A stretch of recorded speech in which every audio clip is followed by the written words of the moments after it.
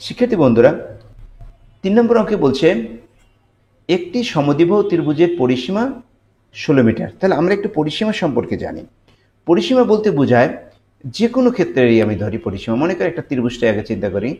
একটা ত্রিভুজের ৪টা বা ৩টা বাহু আছে। এই ৩টে বাহু যোগ করলে যা হবে সেটাই হবে তার পরিসীমা, অর্থাৎ এটার যে মাপ হবে, এটার মাপ যদি এক্স হয়, এটার মাপ যদি ওয়াই হয়, এটার মাপ যদি জেড হয়, তার মানে পরিসীমা হবে এক্স যোগ ওয়াই যোগ জেড ইকুয়াল টু যা হয়, এটাই হচ্ছে তার পরিসীমা। ইকার আবার যদি এরকম একটা চতুর্ভুজ হয়, এটা যদি এ হয়, এটা যদি বি হয়, এটা যদি সি হয়, এটা যদি ডি হয়, তো বাহুগুলোর মাপ যদি এ বি সি ডি হয়, তার পরিসীমা ইকুয়াল টু হবে কি? পরিসীমা হবে এই এ মাপ যোগ বি মাপ যোগ সি মাপ যোগ ডি যা হয়। ওকে, অর্থাৎ বাহুগুলোর সমষ্টি হচ্ছে ওই ক্ষেত্রে পরিসীমা। ওকে শিক্ষার্থী বন্ধুরা, এখানে আমরা এবিসি একটা সমদ্বিবাহু ত্রিভুজ ধরি যার এই বাহু আর এই বাহু সমান। আমরা জানি সমদ্বিবাহু ত্রিভুজের সংজ্ঞা কি? যে ত্রিভুজের দুই বাহু সমান, অর্থাৎ দুই বাহু সমান হলেই তা কি বলা হয়? সমদ্বিবাহু ত্রিভুজ। ওকে, এখন দেখো এটাকে যদি আমি এক্স চিন্তা করি শিক্ষার্থী বন্ধুরা, তাহলে এটা হচ্ছে, অর্থাৎ ভূমি যদি এক্স চিন্তা করি, অর্থাৎ ভূমিকে আমি এক্স চিন্তা করেছি, তাহলে অবশ্যই এটা হবে কি?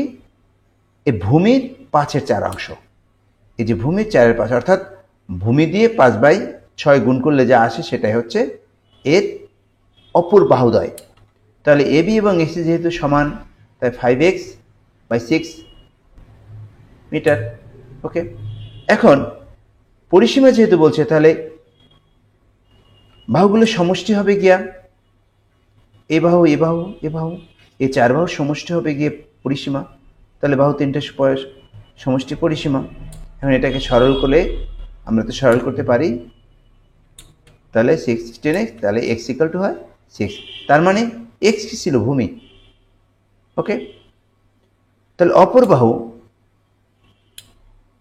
এসি বা বিসি হবে এই x এর পরিবর্তে, এই যে x এর পরিবর্তে এখানের এই x এর পরিবর্তে এই যে 6 বসাই দিলাম, 6 কাটা, তার মানে 5। তাহলে আমাদের দুইটা বাহুর দৈর্ঘ্য পাওয়া গেল কি? দুইটা পাওয়া গেল 5। তার মানে এটাও পাওয়া গেল 5, এটাও পাওয়া গেল 5, এটাও পাওয়া গেল 5, এটা পাওয়া গেল, সরি, এটা পাওয়া গেল আমাদের 6। এখন যদি একটা জিনিস চিন্তা করি, ধরি বিসি ইকুয়াল টু এ, এখন আমাদের কিন্তু ক্ষেত্রফল নির্ণয় করতে বলছে, ক্ষেত্রফল। তাহলে এটা যদি এ চিন্তা করি, তাহলে এ মানে হচ্ছে কি? 6। আর এটাকে যদি বি চিন্তা করি এসিকে, তাহলে বি মানে কত? 5। তারপর এটাকে যদি সি চিন্তা করি, তার মানে এটা হচ্ছে কত? 5।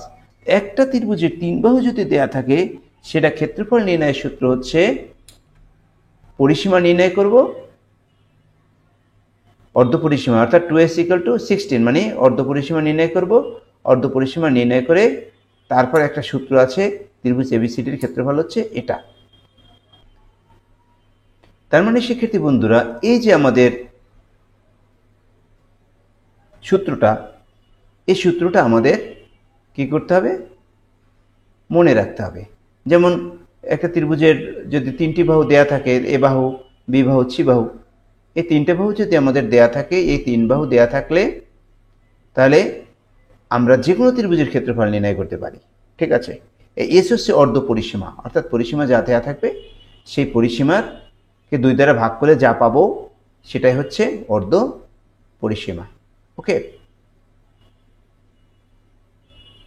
তো এখন আমরা শিক্ষার্থী বন্ধুরা, আমরা এস এ বি সির মান বসাই দিলাম, এটা ক্যালকুলেশন করলাম, ক্যালকুলেশনের পরে যা আসবে সেটি হচ্ছে আমাদের ক্ষেত্রফল।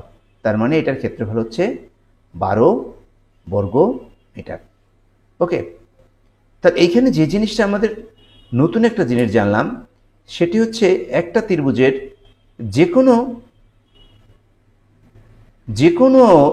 3টি বাহু যদি আমাদের দেয়া থাকে, অর্থাৎ বাহু 3টি যদি দেয়া থাকে, যে কোনো না, বাহু 3টি যদি দেয়া থাকে, তাহলে আমরা এটার ক্ষেত্রফল নির্ণয় করতে পারি এই হিসাবে।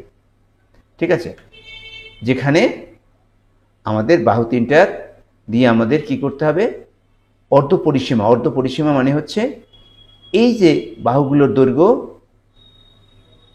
যোগ করব ভাগ 2, সেটাই হচ্ছে এস, ঠিক আছে। আর এ বি সি হচ্ছে বাহুগুলোর দৈর্ঘ্য। অর্থাৎ একটা ত্রিভুজের 3 বাহু যদি আমাদের দেয়া থাকে, তাহলে যে কোনো ত্রিভুজের আমরা ক্ষেত্রফল নির্ণয় করতে পারি।